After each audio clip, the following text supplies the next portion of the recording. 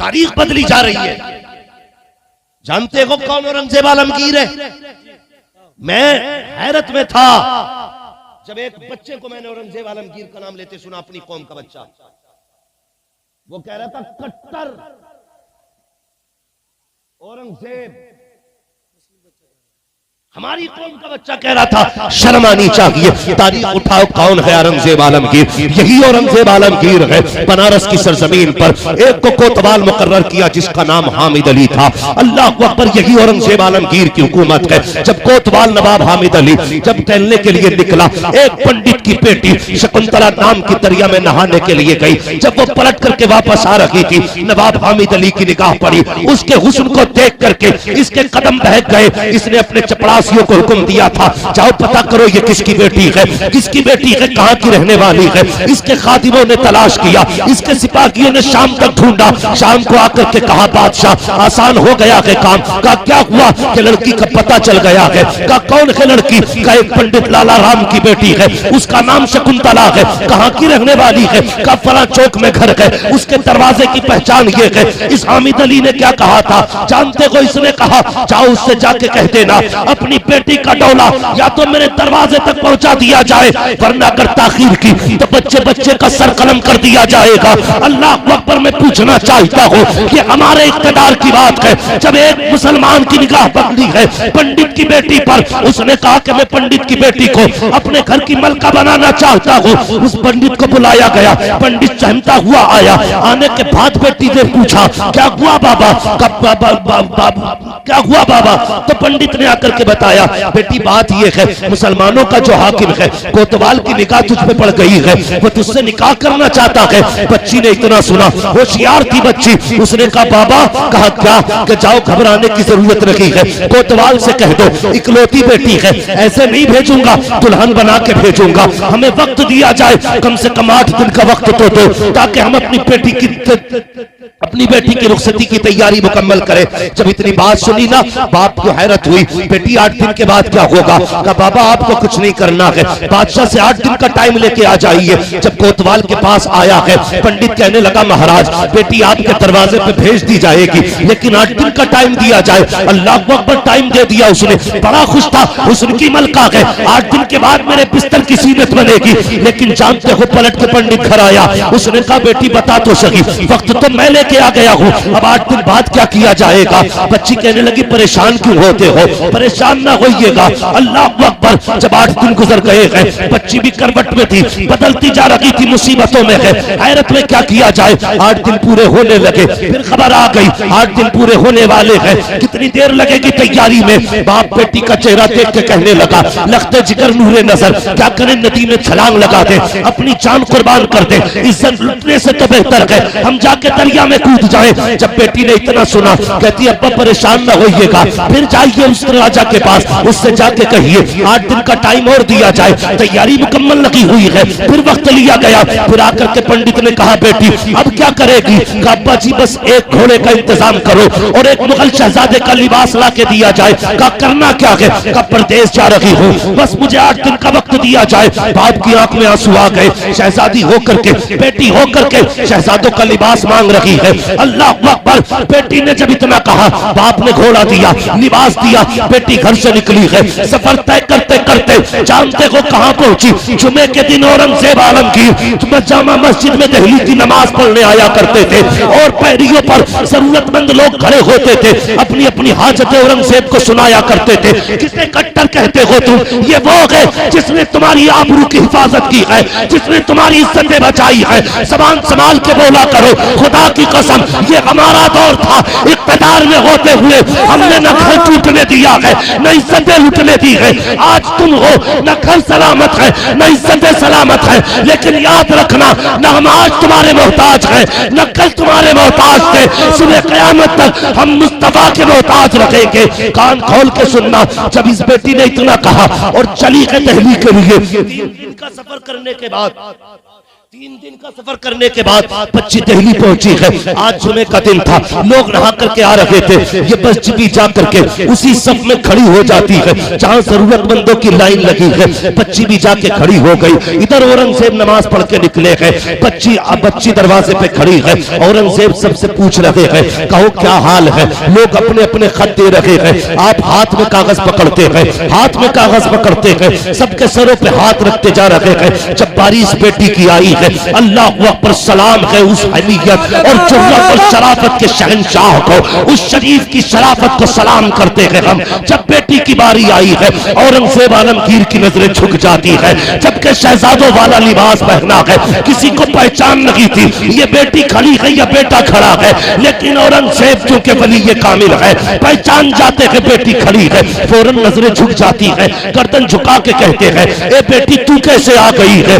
इतना सुनना था, फिर तो बेटी बेकाबू हो जाती है, इसलिए कि किसी ने बेटी कह के पुकार दिया था। कहा बेटी तू कैसे आई है? कहा एक तमन्ना है। कहा नहीं बेटी, यहाँ तमन्ना नहीं सुनी जाएगी, बेटियां रागों में खड़ी नहीं होती है, बेटियां तो दरबारों में रहा करती है। कहा बेटी दरबार में मुलाकात होगी। औरंगजेब आलमगीर दरबार में आए हैं, बच्ची को पेश किया गया है। वक्त के शहंशाह की नजरें झुकी है, बच्ची आके खड़ी हो जाती है। बेटी बता तो सही। बच्ची ने कहा बाबा सुनिए महाराज, मैं एक पंडित की बेटी हूँ, मेरे बाप का नाम लाला राम है, मेरा नाम शकुंतला है। कहा फिर कहाँ की रहने वाली है? कहा बाबा बनारस की रहने वाली हो। कहा किस लिए आई हो? परेशान क्यों हो? अल्लाह अकबर, बच्ची की आंख में आंसू आए। कहा आपने जिसको उस इलाके का हाकिम मुकर्रर किया है, वो मेरी इज्जत का लुटेरा बन गया है। वो कहता है या तो इस तारीख में बारात लेके आना, वरना सर कलम कर दिए जाएंगे। औरंगजेब आलमगीर ने इतना सुना,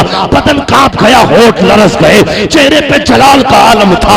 अल्लाह अकबर, बैठ जाते हैं। कहते बेटी फिर क्या है? कहा बाबा दरबार में आई हूँ, कुछ मदद की जाए। औरंगजेब आलमगीर के जुमले थे। कहा जाओ बेटी वापस चली जाओ, जैसा मेरा हाकिम कहता है वैसा ही करना। इतना सुनना था, बच्ची के हौसले टूट जाते हैं और मानो का गला घुट जाता है। सोचती है मैं तो उम्मीदें लेके आई थी, लेकिन इसने क्या कह दिया? जैसा मेरा हाकिम कहता है वैसा किया जाना है। बच्ची रोती हुई वापस आई है। बाप ने बेटी को देखा, जैसी ही बच्ची की आंखों में आंसू देखे, कहा बेटी बता तो सही कहाँ गई थी? कहा बाबा मैं उस बादशाह के पास गई थी, मुसलमानों का जो बादशाह है। कहा फिर क्या हुआ? कहा बाबा क्या कहूँ, मेरी हजरतों का जनाजा निकल गया, उम्मीदें टूट गई है। कहा उसने भी वही कहा है जो उसका हाकिम कह रहा है। बाप ने रो के कहा बेटी अब परेशान ना हो, एक ही रास्ता है, चलो नदी में कूद के जान दे देते हैं। बच्ची ने कहा ठहर जाइए बाबा, मरना नहीं है। कहा किस लिए? कहा बात ये है मैं जानती हूँ, उसने कहा है कि जैसा मेरा कोतवाल कहता है वैसा ही किया जाना है, लेकिन अब्बा मुझे ये भी याद है जब तक मैं दिल्ली में रही हूँ उसने मुझे 3 मरतबा बेटी कह के पुकारा था, और जो किसी को मुसलमान बेटी कह देता है फिर उसकी इज्जत पे आंच नहीं आने देता है। अब्बा मुझे यकीन है वो जरूर आएगा, जैसा उसने कहा है मैं वैसा करूंगी। अल्लाह अकबर, तारीख आ जाती है। बाप ने बेटी को दुल्हन बनाया, बात चल रही थी, ए बेटी किसे बैठाना है पालकी में? कहा नहीं नहीं मैं ही बैठूंगी, मेरी जगह कोई और नहीं बैठेगा, इसलिए कि औरंगजेब ने कहा है। अल्लाह अकबर, बच्ची दुल्हन बन के बैठी है। गौर से सुनना प्यारे, बच्ची दुल्हन बन करके जब बैठी है पालकी के अंदर, उसके बाद क्या था? पालकी चलते हुए बादशाह के दरबार में आई है। बादशाह उस वक्त का कोतवाल के दरबार में आई और बार बार वो उछल रहा था, मस्तियों में झूम रहा था। दरवाजे पे भिखारियों की लाइन थी, आज ख्वाब पूरा होने वाला है, हसरतों ख्वाब की मलका आई है दुल्हन बन करके। इस दरवाजे पे आया, अभी पालकी बाहर रखी है, इसने कहा जिसे जो चाहिए मांग ले। भिखारियों की लाइन थी, तबाक लाए गए सोने के सिक्कों के, ये सिक्के उछालता रहा, फेंकता रहा, लुटाता रहा। उसी भीड़ में एक फकीर आया, उसने आके हाथ फैलाया, इसने कहा दिखता नहीं है, इतने सिक्के पड़े हैं, लोग उठा नहीं पा रहे हैं, लेकिन तू हाथ में मांग रहा है। आने वाले ने कहा मैं अलग तरह का फकीर हूँ, मैं फेंका हुआ नहीं उठाया करता, मुझे देना है तो हाथ में दे। जैसे इतना कहा है, कोतवाल ने तबाक पे हाथ डाला, मुट्ठी भरी सिक्कों की, और उस फकीर ने हाथ पे रखी, जैसी हाथ पे रखी है आने वाले ने हाथ पकड़ा, अल्लाह अकबर, दुनिया हैरत में थी। जब चादर उतारी है तो फकीर न था, फकीर के लिबास में औरंगजेब आलमगीर था। औरंगजेब आलमगीर है। नारे रिसालत, इस्लाहे मुआशरा कॉन्फ्रेंस, इस्लाहे मुआशरा कॉन्फ्रेंस, मसलके आला हजरत फैजान औलिया इकराम, नारे तकबीर, नारे रिसालत। औरंगजेब आलमगीर हाथ पकड़ा, कांप गया कोतवाल। आपने फरमाया मेरे दौरे खिलाफ हुकूमत में तेरी इतनी जुर्रत, तुझे नहीं पता मेरे नबी ने कहा है बेटी बेटी होती है चाहे काफिर की बेटी हो चाहे मुसलमान। सुभान अल्लाह, सुभान अल्लाह। जलाल आया, फरमाया ठहर जाओ, बेटी की पालकी इसके घर पहुंचाई जाए। लोग बिखरने लगे। औरंगजेब आलमगीर है, फरमाया दो मस्त हाथी बुलाए जाए, दोनों में पैर बांधे, अलग अलग अलग अलग सिमतों में दौड़ाया गया। कोतवाल को चौराहे पे इसलिए चीर दिया गया क्योंकि उसने गैर मुस्लिम की बेटी की इज्जत पे नजर डाली। सुभान अल्लाह, ये हमारी तारीख। उसने एक गैर मुस्लिम बेटी की इज्जत पे निगाह डाली, औरंगजेब ने चीर दिया था। मगर रुक के कहता हूं, अगर गैर की बेटी की इज्जत पे नजर पड़े हम चीर देते हैं, अगर हमारी बेटियों की इज्जत पे आ जाए तो चुप नहीं बैठेंगे, हम भी तुम्हें जमीन से लेकर आसमान तक चीर। तारीख है हमारी। जब चीरा बीच में उठे, पंडित के घर गए, उसी पंडित के घर, और जाके कहने लगे बेटी पानी चाहती। तो बच्ची ने ना पहले से ना उसे पता था ये शहंशाह आएगा, उसने थोड़ी जमीन ऊंची करके ना लेस पोत के साफ रखी थी कि शहंशाह आएगा तो नमाज भी पढ़ेगा। गैर मुस्लिम बेटी है। औरंगजेब आलमगीर आए, आपने फरमाया बेटी नमाज पढ़नी है। बेटी तवज्जो है आप लोगों की, थके तो नहीं है अभी आप लोग, अल्लाह आपको सलामत रखे। पहले नमाज पढ़ी 2 रकात शुक्राने की, उसके बाद कहने लगे बेटी प्यास लगी है, जिस दिन से तू मेरे पास से आई है ना मैंने एक घूंट पानी का नहीं पिया। अल्लाहु अकबर, सुभान अल्लाह, सुभान। मैंने कसम खाई थी उस वक्त तक पानी नहीं पीऊंगा जब तक इस बेटी के साथ इंसाफ नहीं कर लूंगा। 8 दिन बाद एक घूंट पानी का पिया औरंगजेब आलमगीर। ये है औरंगजेब आलमगीर, ये है हमारी तारीख। खुदा के वास्ते अपने आप को समझो, आप अपने आप को पहचानो। आज तो हम एक दूसरे का गला काटने में लगे, कोई किसी को हजम करने तैयार नहीं। हम लोग कितने उल्टा सोचते, जिसकी बेटी को अपने घर में लेके आते हैं ना पहले हम उसे समझते हैं अपोजिट पार्टी। इसे लूट लो, 5 लाख देने पड़ेंगे, 6 लाख देने पड़ेंगे तब तेरी बेटी लेके जाएंगे। 10 लाख दे तो बता। फिर कहते जब से बहू आई है रोटी नहीं दी, हरामखोर तुझे रोटी भी चाहिए। उसे याद नहीं है कि मेरे बाप के घर से उस वक्त तक मुझे उठा के नहीं लाया था जब तक मेरे बाप ने इसको 10 लाख इसके खाते में डाल नहीं दिए थे। जानती है वो, ये इतना बड़ा कुत्ता है, इसने निकाह वाले दिन भी मेरे बाप की इज्जत से खिलवाड़ किया था। रोटी देगी वो, शुक्र मना तुझे जहर नहीं दिया। हाँ, गलत नहीं कह रहा हूं हजरत, शुक्र मना जहर नहीं दिया, वरना जब चाहती दे देती पता नहीं चलता। क्योंकि तूने इसके बाप के गले पे पैर रख के तूने 7 साल की कमाई निकलवाई है, जिंदगी भर की पूंजी लूट लाया तू। कह रहे आप बउआ को थोड़ा समझा लिया, अदब नहीं कर रही, बेगैरत तेरा अदब। शुक्र मना तुझे जूतों से नहीं मारा। अगर तू बेटी समझ के लाता ना तो ये तुझे बाप समझ के रोटियां दिया। हाँ, ये कड़वी सच्चाई है। बाप समझ के लाते, बेटी समझ के लाते तो ये बाप समझ के रोटियां देते। ये बात बेटियों के दिल पे लिखी रहती है। जब बारात से मंडे वाले दिन फोन आता ना, जी लिस्ट भेजो क्या क्या आ गया, बेटी को पता नहीं होता है। बेटी को पता आज के फोन का मतलब क्या है। 8 दिन पहले पहले कहते जी मोटरसाइकिल दिलवा दियो, जो चाहो 8 दिन पहले फोन करता, ना लल्ला कह रहा बुलेट ही चाहिए। क्यों? इसलिए ना कि 8 दिन पहले इसे देनी है, फंसा फंसा के लूटते हैं हम। हाँ, एक गरीब जिसके काट कट गए हो, बारात में 8 दिन रह गए हो, और अगर तुम कहो हम बारात नहीं लाएंगे, वरना ऐसा करो तो मरता क्या ना करता। उसके सामने फिर 2 रास्ते हैं, या तो फांसी लगा ले या फिर जायदाद में आग लगा के तुझे बुलेट दे। यह है फसाना। 8 दिन पहले कहा जाता है कि भाई शादी में 8 दिन रह गए, लल्ला कह रहा भाई जो है ना स्प्लेंडर से काम नहीं चलेगा, बुलेट ही चाहिए। बाप फिर बेटी के आगे बैठता है और रोता है, कहता बेटी मुश्किल आ गई है। अब्बा कौन सी बात?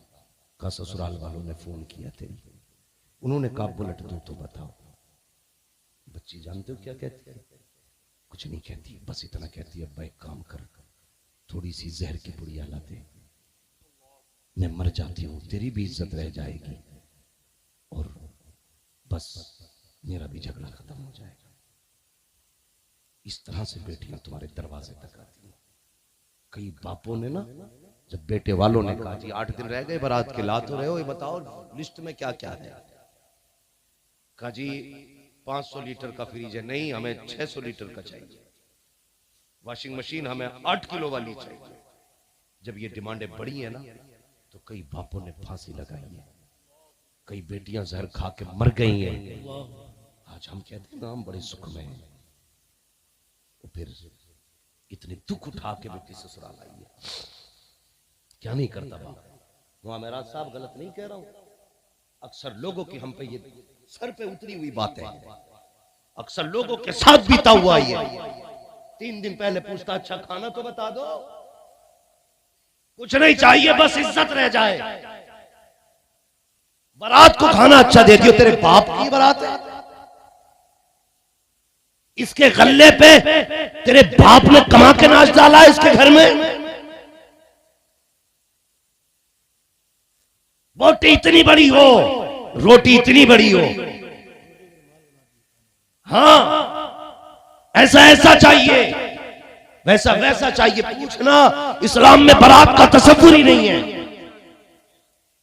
अगर कोई इज्जत के लिए बुला रहा है ना, तो 800 भर के मत जाओ, 600 मत जाओ, चंद लोग चले जाओ। खाने की शर्त ना लगा, वो खिला दे तब भी सुभान अल्लाह, ना खिलाए तब भी सुभान।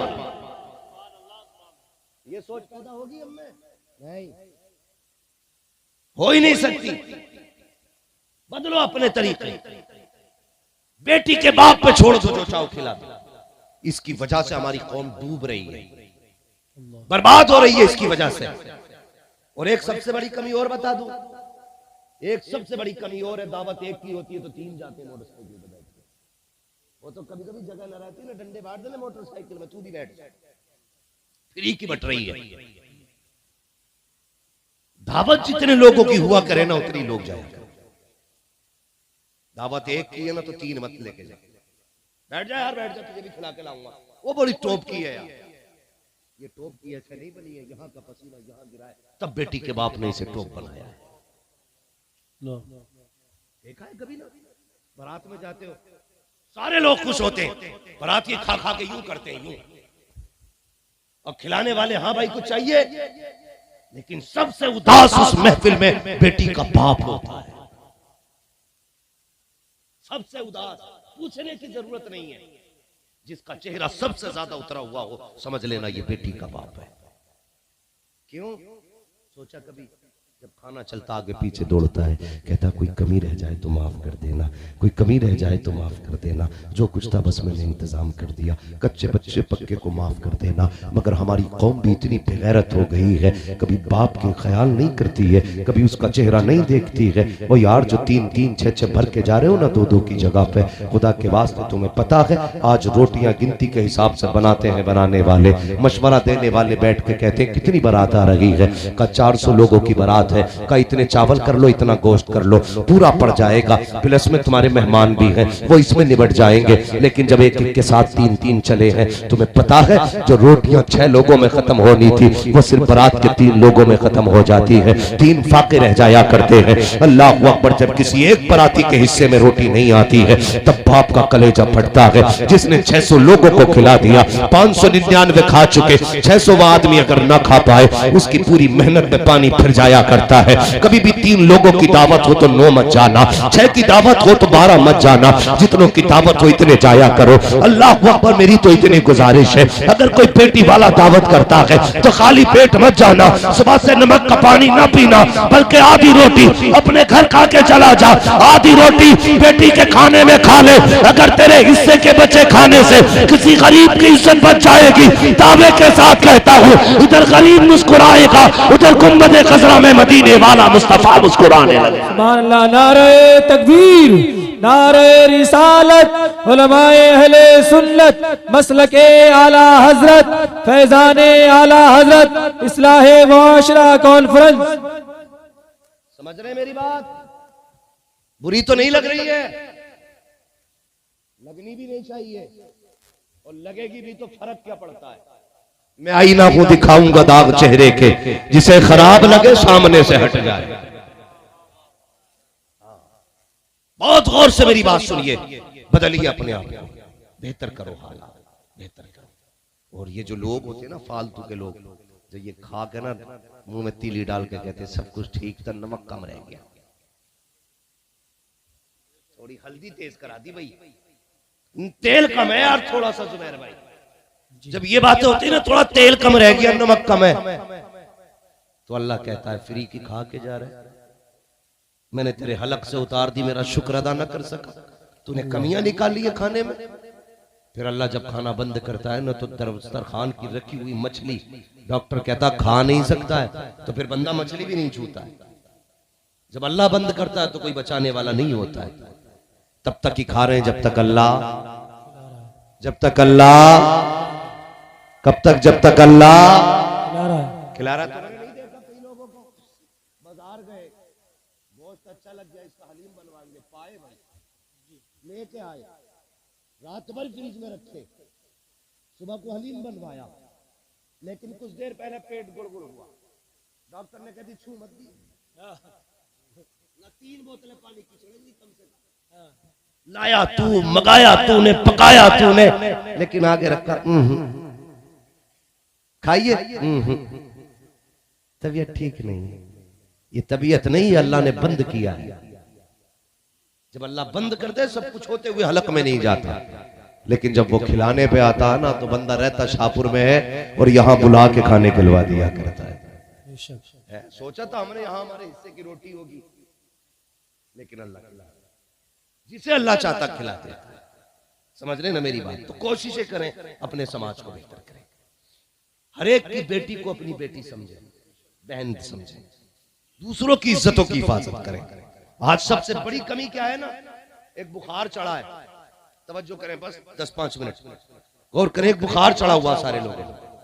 मैं अपनी बेटी को एमए कराऊंगा, बीए कराऊंगा, बीए के चक्कर में कई एक बिया हो गए, वो बिया भी मुसलमानों में होते तो कुछ खैर की हजरत, गैर मुस्लिमों के साथ बिया हो गए बीए के चक्कर। क्या नतीजा मिला? मैं एक बच्ची से मैंने पूछा क्या करती है, बोला जॉब करती हूँ स्कूल में। मैंने कितनी तनख्वाह? बोली 2000। 30 दिन की ड्यूटी के 2000। एमए कराने में एक बाप कितनी मेहनत कराता बेटियों से। इस डिग्री के लिए बेटियों ने इज्जतें दे दी, बाप की शान चली गई, सारी कमाई में आग लग गई, घर से इज्जत का जनाजा निकल गया। कितने मिले? बोलो जोर से। खाली बुखार है डिग्री का, वरना मैंने बहू जिनकी है ना एमए वो भी नहीं पढ़वा रहे। खाली पढ़वी चाहिए, पढ़वाना नहीं है भाई। ऐसी डिग्री का क्या नतीजा जिससे यहां भी जिल्लत हो वहां भी जिल्लत हो। डिग्री देनी है तो वो देना जिससे यहां भी इज्जत है वहां भी इज्जत हो। कुछ लोग तो मुंह ऐसे खोल के देख रहे, पता नहीं ये डिग्री सोने की होती है कि चांदी की। बस एक डिग्री है, बेटियों को कनीज़े फातिमा ज़हरा बनाओ, सुभान अल्लाह, सुभान। बेटों को आलिम दीन बनाओ। इदारा है आपके गांव में मदरसा ना, अल्लाह सलामत रखे आप लोगों को। मदरसा चला रहे हैं ना, जोन से चलाइए, मेहनत से चलाइए। जिन इलाकों में मदरसे होते हैं उन इलाकों की रिज़्क़ में अल्लाह बरकतें अता कर फरमाया। मदरसा चलाएं और कुरान की तालीम आम करें। कुरान की तालीम इसलिए नहीं पढ़ाते ना हम लोग कि पढ़ गया तो कितनी तनख्वाह मिलेगी, 5,000 7,000 बस। और ये देता कौन है? नहीं तो देते 5,000 6,000 गवर्नमेंट थोड़ी देती है, हम ही तो देते। बोलो ना यार, डर क्यों रहे हो? चंदा नहीं कर रहा हूं मैं किसी से, हम ही देते हैं ना 5-5 हजार रुपए। अपने बेटों की तनख्वाहें 15-15 हजार कर दो, यकीनन हर घर में बेटे कुरान के कारी नजर आने लगे। लेकिन हम पढ़ाते ही नहीं है इसे। दीन नहीं पढ़ाना, वो भेजना हमें मेडिकल कॉलेज में, एमए कराना, एमए करा के लेके जू तक खड़ा होता। अभी एक माँ बाप का इंटरव्यू आ रहा था, उनका बेटा क्या है, बीपीए जने क्या था भाई, हमें तो डिग्रियां भी नहीं पता ही नहीं। बहुत बड़ा अधिकारी है, लेकिन माँ बाप को जाड़ों में घर से मार के निकाल दिया उसने। मुस्लिम बेटा, उसने घर से निकाल दिया बच्चों को। मैं कहता था यार तूने इसको ये डिग्री तो दिलाई, काश तूने हुजूर के दीन की डिग्री दिला ली होती। गरीब भी होता ना, आधे कंबल में बच्चों को सुलाता, आधे में माँ बाप को सुलाता, लेकिन माँ बाप को छत से बाहर निकालता। फिर कहते जूता मार रहे अल्लाह, तावीज दे दो। अच्छा, हमारे तावीज में इतनी बरकत? खुद बताओ यार, अगर हमारे दम में इतनी बरकत होती तो सब अपने को फूंक देते हम। ये जो तावीज का चक्कर में भागे भागे फिर रहे हो ना, एक तावीज दे दो लल्ला माँ बाप के थाबे हो जाए, तो सबसे बड़े तावीज तो हमारे गलों में लटके होते हैं ना, क्योंकि हमारे अब्बा भी आलिम है। इन्होंने ये तावीज नहीं पहनाया, हमारे माँ बाप ने हमें हुजूर की तालीम और इल्म वाला तावीज पहनाया।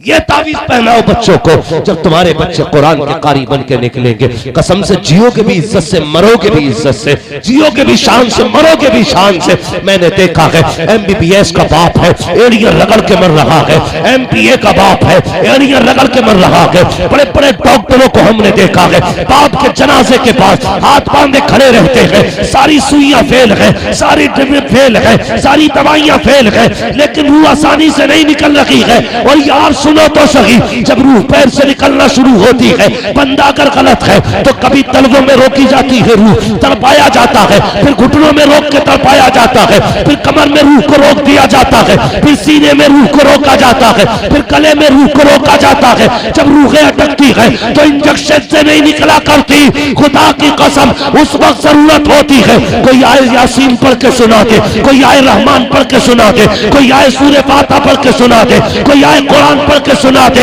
और जब बेटे कारी होते हैं तो फिर रूहें अटका नहीं करती है, इधर कुरान पढ़ा जाता है, उधर बाहर सीधा जन्नत की राहों पर मुसाफिर हो। सुभान अल्लाह, सुभान अल्लाह।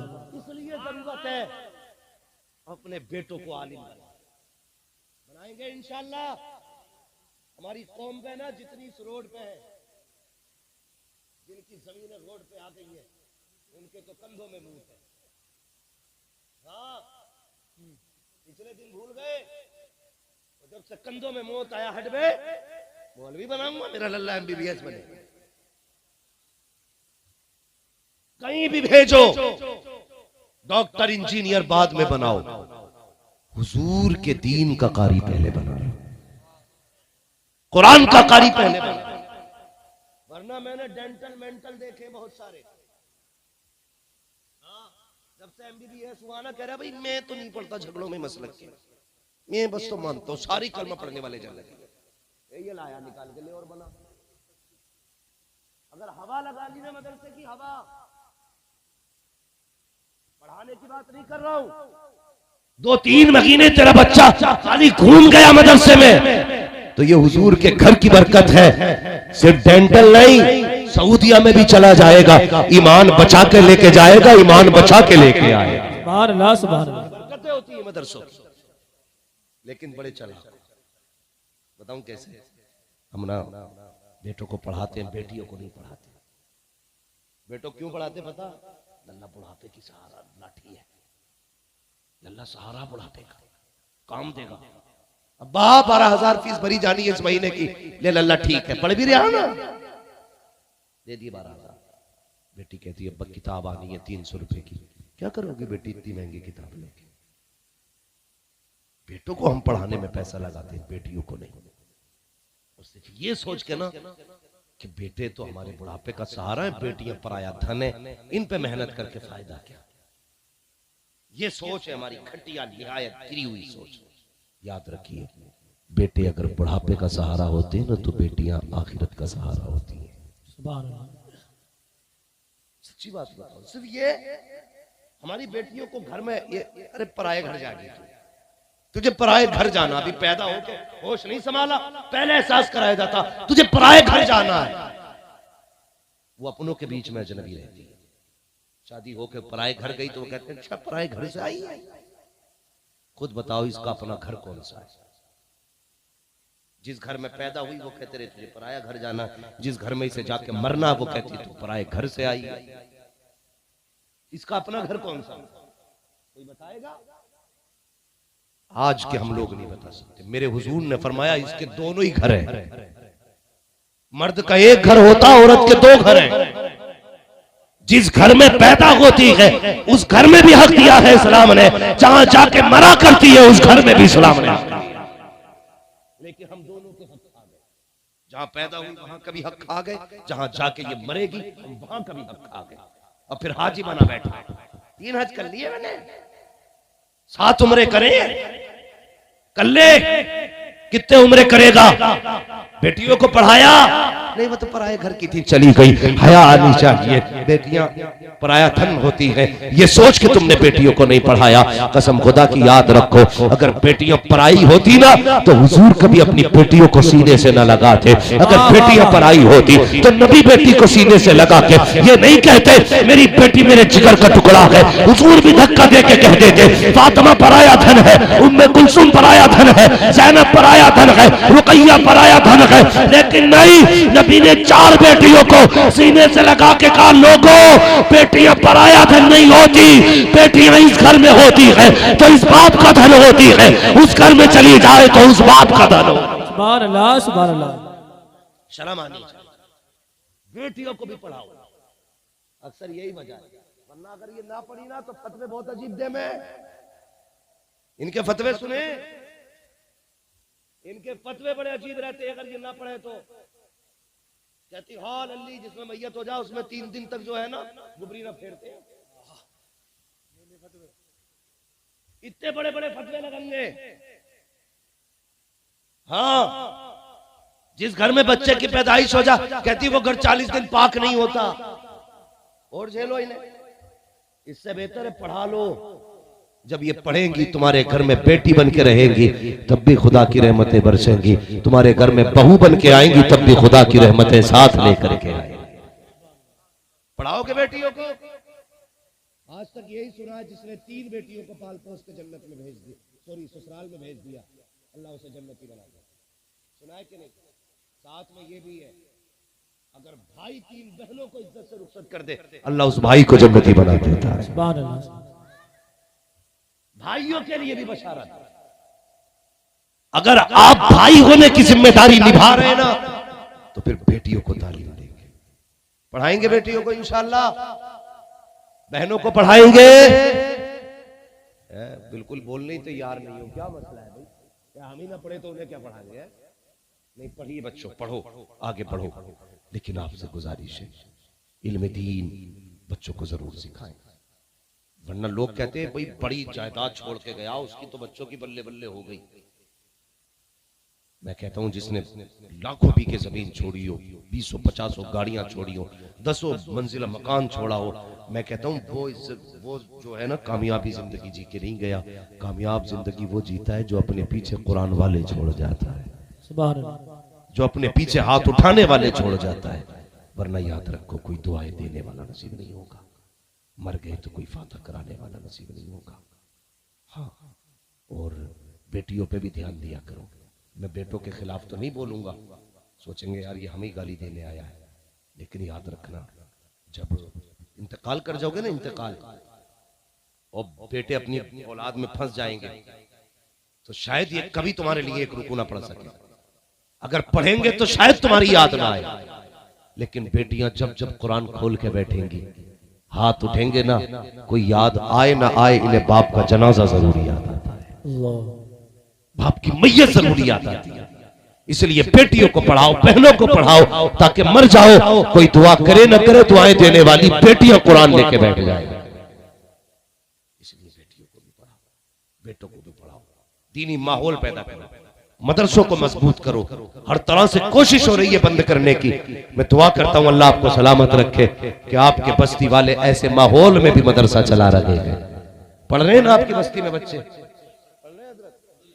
माशाअल्लाह, अल्लाह सलामत रखे, मेहनत करें बच्चों को पढ़ाने में, बेटियों को भी पढ़ाएं, ताकि कयामत के दिन हजरत फातिमा ज़हरा कहे कहां है तेरी बेटी? जब निकल के आए ना तो उसके चेहरे पे स्कूल और कॉलेज और मेडिकल मार्केट और दुनिया के फैशन की कालिक नहीं होनी चाहिए। तेरी बेटी जब सबसे निकल के आए ना, उसके चेहरे पे कुरान और हदीस का नूर होना चाहिए। सुभान अल्लाह, सुभान अल्लाह। ये पढ़ाइए बच्चों को, तालीम दीजिए। तालीम अच्छी होगी, मुआशरा अच्छा होगा, सोसाइटी अच्छी होगी, तरबियत अच्छी होगी। जब तरबियत अच्छी होगी तो फिर नस्लें अच्छी होगी, मुआशरा कामयाब होगा। हाफिज बना लो, मौलवी बना लो, मदरसे पढ़ा लो, कसम से आसानी से जहेज नहीं मांगेगा, नहीं मांगेगा, पढ़ा लिखा होगा तो जहेज, वरना मुसीबतें बढ़ती जा रही। देखना है ना तो एमए की डिग्री न देखो, बीए की डिग्री न देखो, अगर देखनी है तो ये देखो इस बच्ची के पास कुरान की डिग्री है कि नहीं, ये कुरान कैसा पढ़ती है, इसकी नमाज कैसी है, दुरुस्त है कि नहीं। तुम देखने भेजते हो, अम्मा देख के ये लोडिया कैसी है भेजते हो ना, है? तो अम्मा भी बड़ी, आज तो अम्मा भी मॉडर्न हो गई है कुछ। हाँ, अम्मा भी आके करी लल्ला कतई हीरोइन लग रही, अम्मा को भी पता भैया हीरोइन क्या हो, कतई हीरोइन लग रही, क्या लल्ला बाल खुले थे तो ऐसे थे नीचे तक, ये ना देख लग क्या रही, ये पूछना अम्मा जाके देख, जब देख के आए ना पूछना माँ तेरे सामने वो आई थी, उसके सर पे दुपट्टा था कि नहीं। सुभान अल्लाह। जब वो बोल रही थी तो उसकी नजरें झुकी थी कि नहीं। माँ उसके होठ हिल रहे थे तो कहीं उसके होठों पे बेहयाई की लाली तो नहीं थी। माँ जब वो चल रही थी तो बता तो सही, उसके कदमों में बेगैरती के ठुमके तो नहीं थे।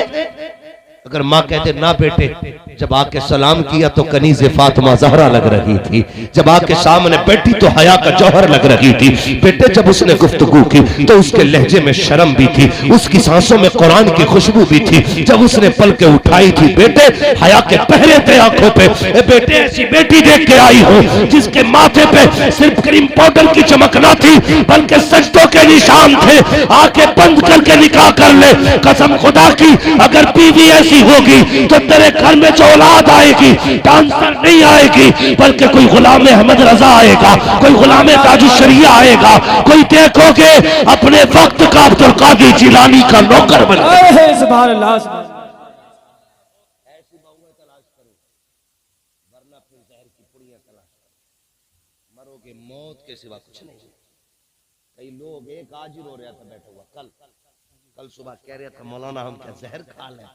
मैंने क्या मुसीबत आ गई भैया, रोटी की कमी है क्या, सब्जी अल्लाह ने, पैसे अल्लाह ने वो भी दिया, जमीन वो भी दिया। मैंने कहा मर क्यों रहा, कह रहा जब से बहू आई है ना बस चैन से सो नहीं पा रहे। देख के कौन आया था कि देख के तो हम ही आए थे। क्या देखा कि यारों मत्थे पे थोड़ी लिख लिया, तुझे ना पता था मत्थे की तो मौलवी से पूछ लेता। मौलवी वो होते हैं जो मत्थे की नहीं दिल की बता देते। हम पलटते नहीं बेजान किताबों के बरक, हम वो पढ़ते हैं जो चेहरों पे लिखा होता। सुभान अल्लाह, सुभान अल्लाह। मौलवी से मशवरा कर ले, वो तो बता देता घर में कैसी बहू होनी चाहिए, बहू ऐसी होनी चाहिए। अल्लाह अकबर। बुजुर्ग गुजरे बहुत बड़े, मस्जिद में जाके बैठ गए। एक नौजवान को देखा, 5 वक्त की नमाज पढ़ने आता, तहज्जुद भी पढ़ता, चाश्त भी पढ़ता, इशराक भी पढ़ता। कहने लगे बेटे, मेरी बेटी जो है ना जवान हो गई है, मैं चाहता हूँ उसके साथ तेरा निकाह कर दूं। तो जवान कहने लगा मैं निकाह तो कर लूंगा, लेकिन मेरे पास है कुछ नहीं, कुछ नहीं है मेरे पास। तो बाप कहने लगा तू नमाज पढ़ता 5 वक्त की, जब तू खुदा को नहीं भूलता तो खुदा तुझे कैसे भूल सकता है। बस मैं तेरी इसी अदा पे फिदा हूं, जा मेरी बेटी ले। उसने कहा लग गई। कुछ ना होते हुए किसी ने खाली कोई बीवी दे दी, मगर टेंशन थी कि रुकेगी कि ना रुकेगी। अगले दिन ना औरत आई, सुबह उठी, शाम को कहने लगी मुझे तलाक चाहिए। अल्लाह। कहने लगा इतने पारुसा बाप की बेटी और शाम में तलाक मांग रही अगले ही दिन। उसने कहा बात क्या है, तेरे बाप ने तो तेरी बड़ी पारुसाई की तारीफ की थी और तू 24 घंटे मेरे साथ न रह सकी। उसने कहा बर्तन उठाया, उसमें आधी रोटी निकली। उसने कहा ये क्यों रखी है। उसने कहा एक रोटी थी, मैंने एक शाम आधी खा ली थी, आधी कल के लिए रखी थी। उसने कहा सिर्फ इसीलिए तेरे घर नहीं रहना। कहा क्यों, क्या तुझे अपने रब पे इतना भी भरोसा नहीं कि जो तुझे इस वक्त खिला सकता है वो सुबह को भी नहीं खिलाएगा। सुभान अल्लाह। कहा तूने आधी रोटी अगले वक्त के लिए रख दी। कहती मैं तेरे घर में नहीं रह सकती, मैं उसके घर में रहूंगी जो सिर्फ खुदा के सहारे रहा करता। बाप तक बात पहुंची, इसने कहा बेटी मान जा, आइंदा ये खता नहीं है। फिर खुदा ने उनकी नस्लों में वली पैदा किए, सुभान अल्लाह, सुभान कुतुब पैदा किए उनकी नस्लों में। तो जरूरी है तवक्कुल अल्लाह, तवक्कुल अल्लाह। नौजवानों 2 चीजों से बचना, सिर्फ 2 चीजों से। हराम की रोजी से बचना, नंबर 1। फाके मर जाना, हराम का लुकमा हलक से नहीं उतारना, नहीं उतारना हराम का लुकमा कभी नहीं। जब भी खानी है हलाल की खानी है। जब भी हाथ उठाया करो अल्लाह से कहा करो अल्लाह हराम न देना, जब भी देना हलाल देना, हुजूर का सदका अता करना। और जिसे भी अल्लाह हुजूर का सदका देता वो हराम नहीं होता, सारा ही हलाल होता है। हाँ, हुजूर का सदका मांगना अल्लाह से, मांगेंगे इंशाअल्लाह, इंशाअल्लाह बचेंगे हराम से इंशाअल्लाह। जवानों दूसरी बात, शराब से बचें। ये हमारी बिरादरी और हमारी कौम में ना पार्टी के नाम पे, मैरिज के नाम पे, बर्थडे के नाम पे, बारात के नाम पे, शादी के नाम पे बहुत जम के लोग शराब पी रहे हैं। कह रहा जी मैं तो बियर पी रहा हूँ, मैं तो शराब थोड़ी पी रहा हूँ, इससे तो पावर आती है। शर्म कर यार, किसी भी नाम से पियो, शराब नापाक होती है। कुत्ते का पेशाब नहीं पी सकते हो, शराब पी रहे हो। कम से कम पेशाब उसका नापाक होता है, मगर शराब तो उससे भी ज्यादा बुरी चीज है। बचो, कभी शराब को हाथ न लगाना। बेहतर जवानी करो, अपनी जिंदगी की हिफाजत करो, इल्म दीन सीखो, बेटियों बहनों को भी दीन सिखाओ, ताकि बेटी तुम्हारी हो। मर के जनाजा निकले, लोग कहें प्रधान की बेटी, जमींदार की बेटी, फरिश्ते कहें चुप हो जाओ। तुम्हारे नजदीक जमींदार की बेटी है, हमारे नजदीक तो गुलाम अहमद मुख्तार की बेटी का जनाजा। सुभान अल्लाह, सुभान। हाँ, कनीज़े फातिमा ज़हरा बनाओ, बेटियों को बनाएंगे इंशाअल्लाह। इख्तलाफात खत्म करेंगे,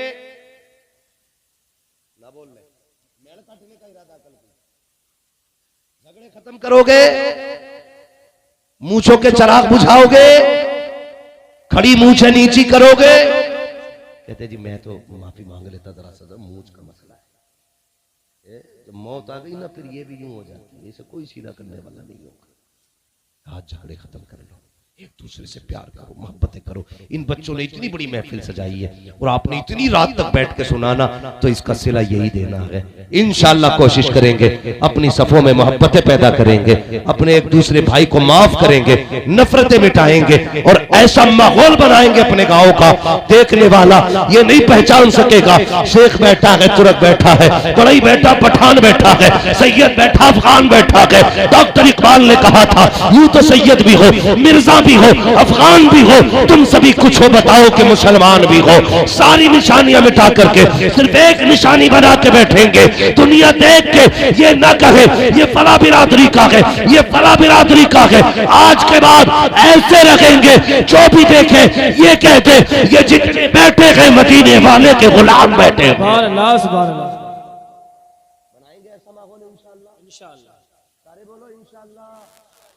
अल्लाह ताला हम सबको इन बातों पर अमल की तौफीक अता फरमाए। बस जो हुए अगलात उनको माफ फरमाए रब्बे कायनात।